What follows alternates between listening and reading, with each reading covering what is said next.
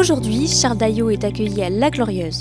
Jean-Pierre Allais, maire du village, lui présente avec entrain la nouvelle agence postale ouverte en 2020, mais aussi les projets qui vont marquer l'année 2021. Bonjour Jean-Pierre, bonjour monsieur le maire, ça va? Ça va, très bien. Bon, merci de m'accueillir ici à La Glorieuse. Voilà, je suis content de te présenter notre nouvel élément à l'agence postale. Bon, tu sais que cette agence, on en avait besoin un petit peu dans la région pour récupérer les petits villages aux alentours, hein, environ 10 km de chez nous. Bon, dans cette agence, donc on a embauché une personne. Cette personne, eh bien, elle s'occupe à mi-temps, à peu près une vingtaine d'heures. D'accord. Une vingtaine d'heures, puis on récupère un petit peu d'heures sur la mairie.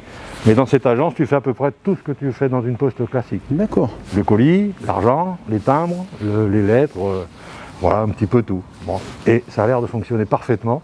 Et c'est pour ça que je vous remercie de tout cœur de m'avoir aidé dans cette entreprise. Voilà. Parce qu'il y a un peu plus d'habitants avec le nouveau lotissement. Voilà. Je crois savoir qu'il y a un projet, mais on va y aller, que tu vas montrer au niveau de la maison de l'Institut. Voilà, comme on le pense tous ici, il faut qu'on continue à donner du service public.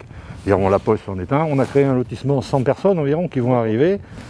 Il va falloir qu'on puisse aussi un peu les soigner. On va voir la maison de l'Institut. On va aller voir là-bas. Allez, viens, on y va. Bon Charles, je te fais voir cette maison, tu sais, parce qu'elle elle nous posait des problèmes. Soit on la faisait disparaître, soit on la gardait, et puis il s'avère qu'il y a des gens qui nous ont demandé si on n'avait pas des endroits à louer pour faire du paramédical.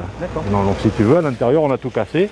On a l'intention de remettre ça à neuf, faire 3-4 pièces pour pouvoir y installer des kinés, enfin bon, des ostéos, quelque chose comme ça, divisé en 3 parties, casser tout être en barre, faire un parking et donner un peu plus de service à la population de La Glorieuse qui grandit grâce aux différents... Là, on est tout près du bourg, enfin on est au... Voilà, tu vois, alors ce bar aussi là qui vient de réouvrir, qui fait épicerie, restaurant, qui fait du sandwich, qui dépanne beaucoup les petits ouvriers qui viennent travailler sur les alentours, ils viennent se ravitailler ici, un peu comme sur d'autres villages.